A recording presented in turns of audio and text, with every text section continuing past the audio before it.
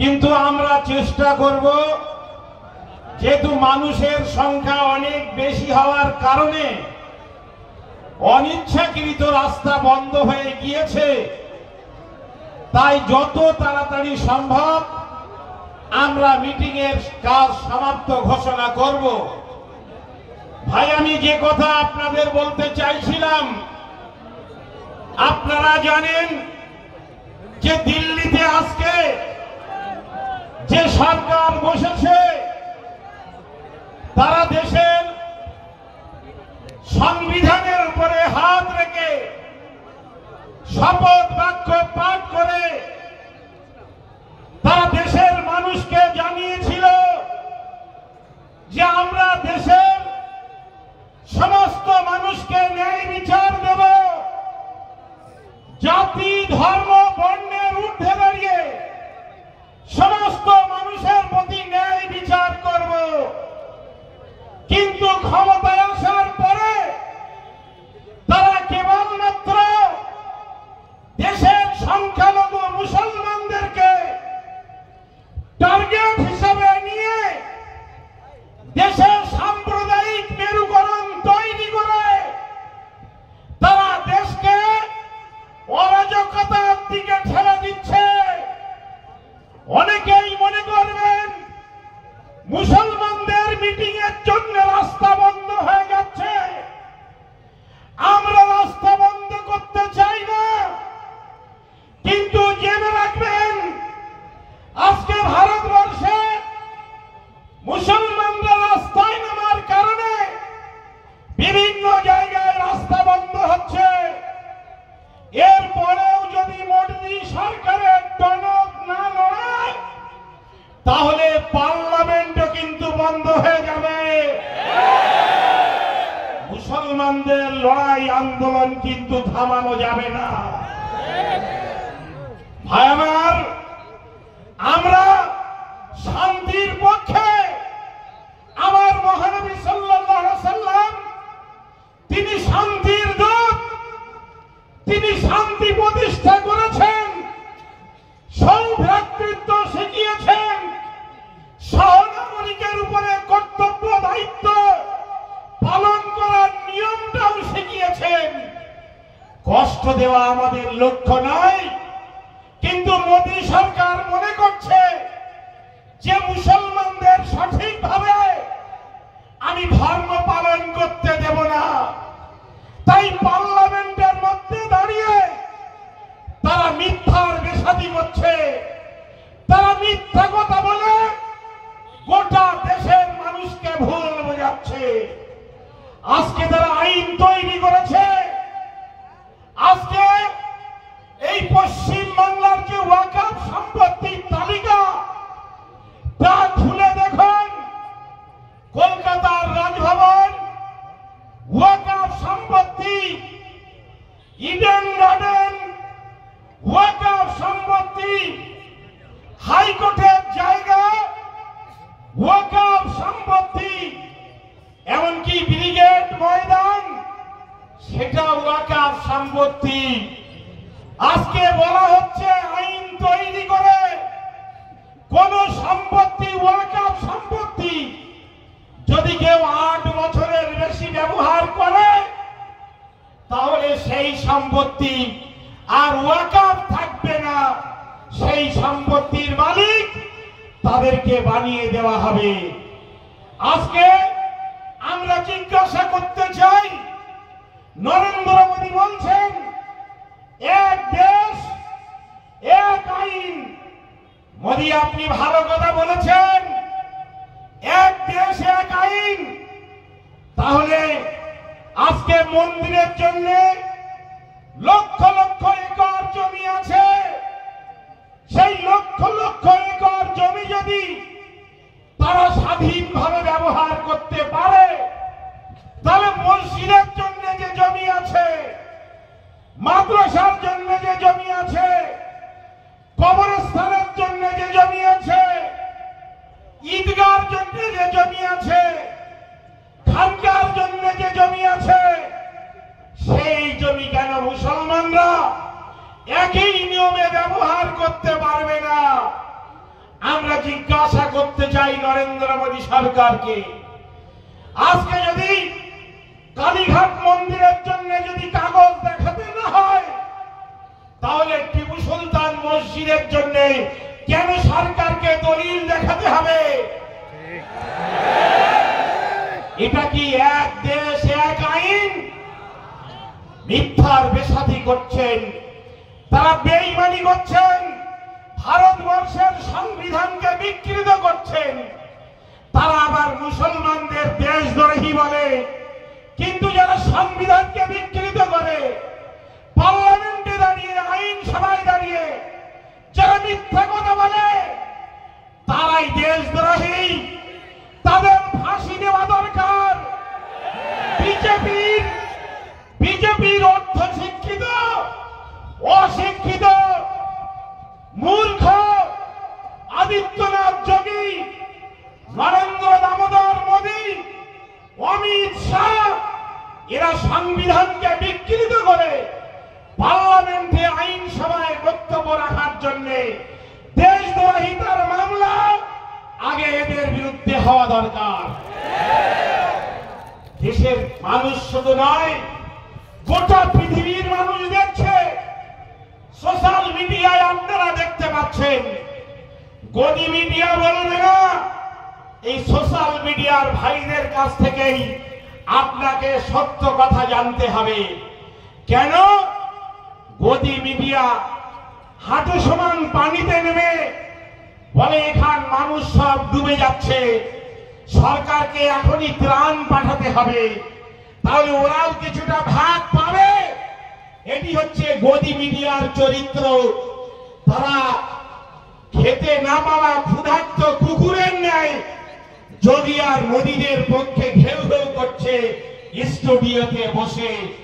মুসলমানদের বক্তব্যগুলো সাধারণ মানুষকে জানানোর আর বোঝানোর প্রয়োজনটুকুও তারা মনে করে না। তাই বন্ধুগণ, লড়াই হবে যতক্ষণ পর্যন্ত এই কালা কানুন প্রত্যাহার না হবে, ততক্ষণ লড়াই করতে হবে। আপনারা একাধিকবার লড়াই করার জন্য কলকাতায় গিয়েছেন, সিপিএম এর ব্রিগেড ভরিয়েছেন, কংগ্রেসের ব্রিগেড ভরিয়েছেন, তৃণমূলের ব্রিগেড ভরিয়েছেন।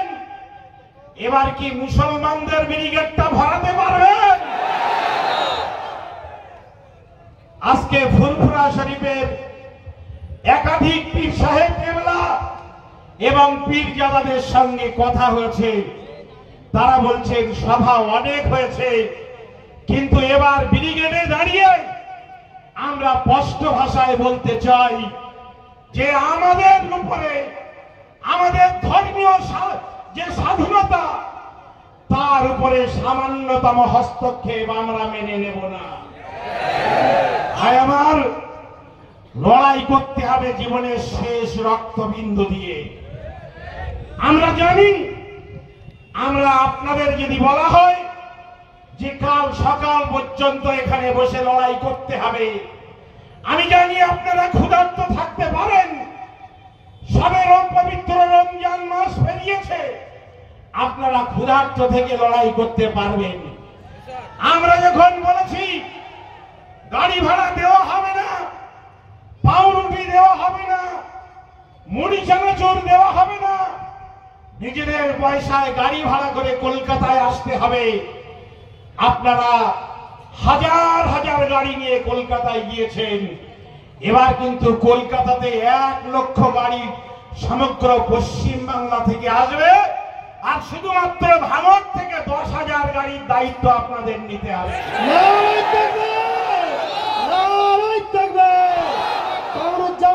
এগিয়ে চলো, আমরা তোমার সঙ্গে আছি। সংগ্রামী বন্ধুরা, আমরা জানি আমাদের লড়াই করে বাঁচতে হবে। আমাদের ভাই যারা যারা ফিলিস্তিনে লড়াই করছে, সে শিশু থেকে শুরু করে বয়স্ক, তারা দেশের জন্য প্রাণ দিচ্ছে, মাতৃভূমির জন্য প্রাণ দিচ্ছে, বাইতুল মুকাদ্দাসের জন্য তারা প্রাণ দিচ্ছে।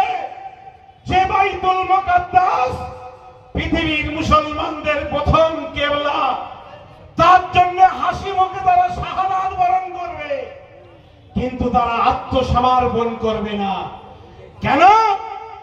উর্দুতে একটা আমাদের মুরব্বীরা বলেন, মুসলমান কবি বুজদিল নেহি হতা। ঈমান আর বুজদিল দুটো একসাথে হয় না।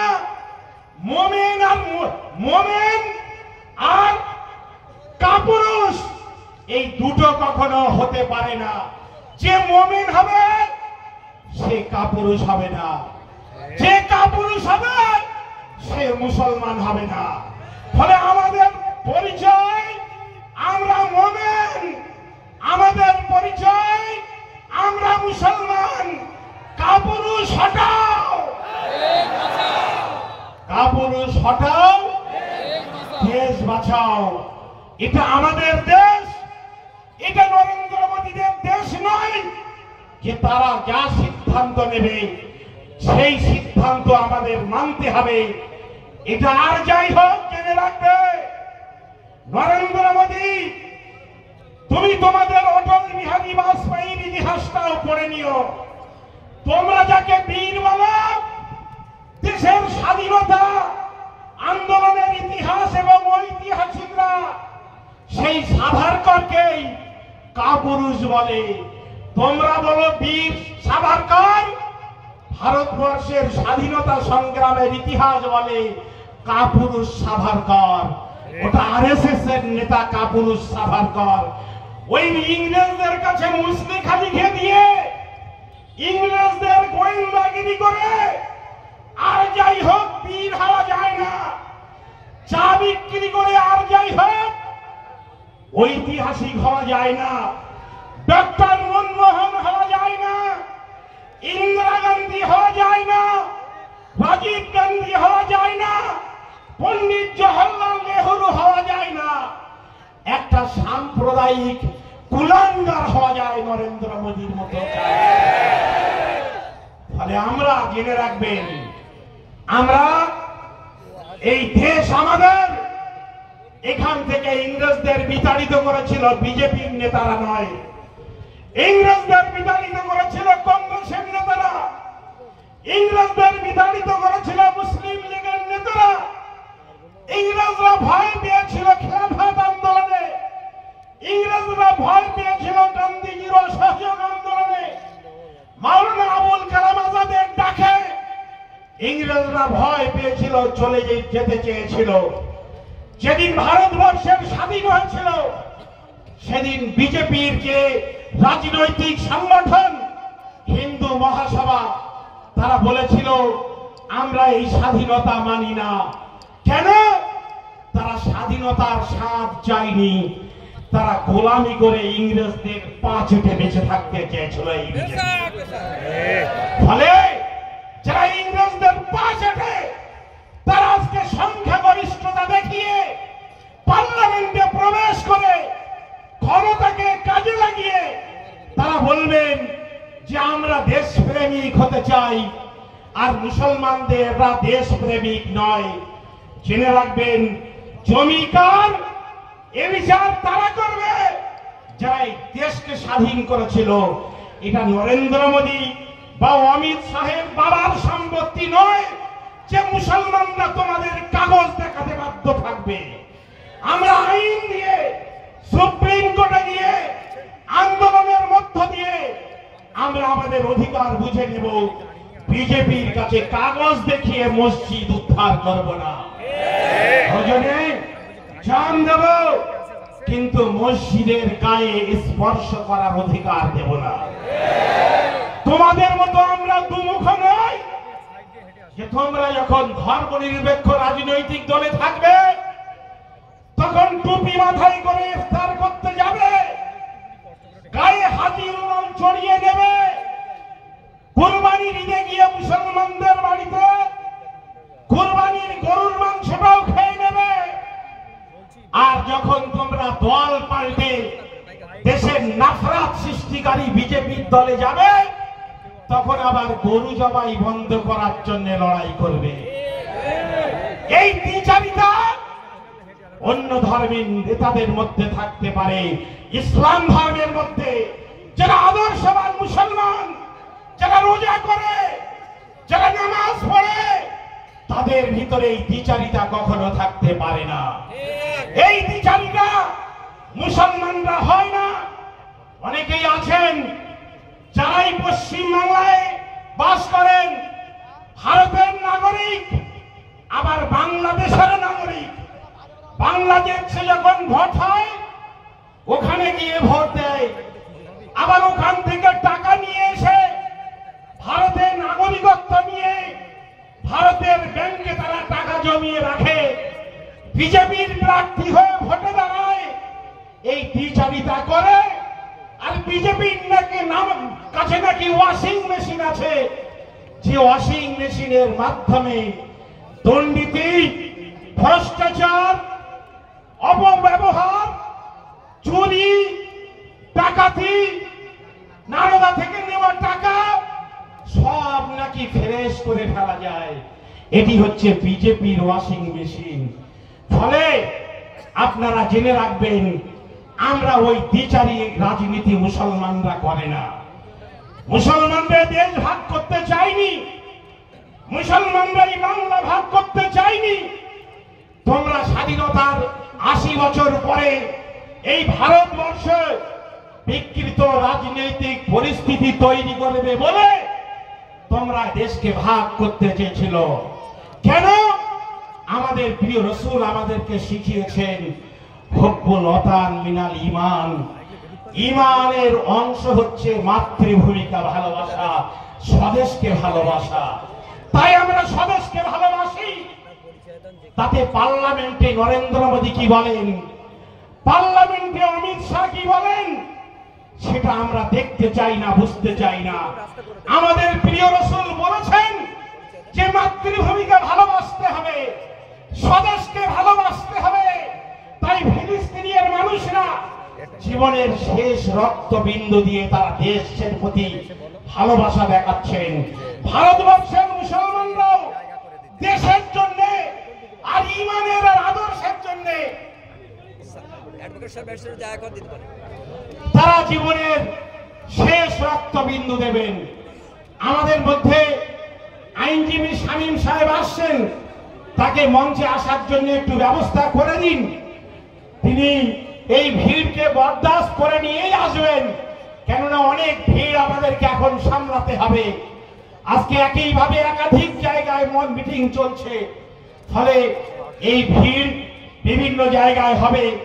আমরা চাই না যে রাস্তা অবরোধ হোক, কিন্তু মানুষ রাস্তায় নামলে এগুলো স্বাভাবিকভাবে হয়ে যায়।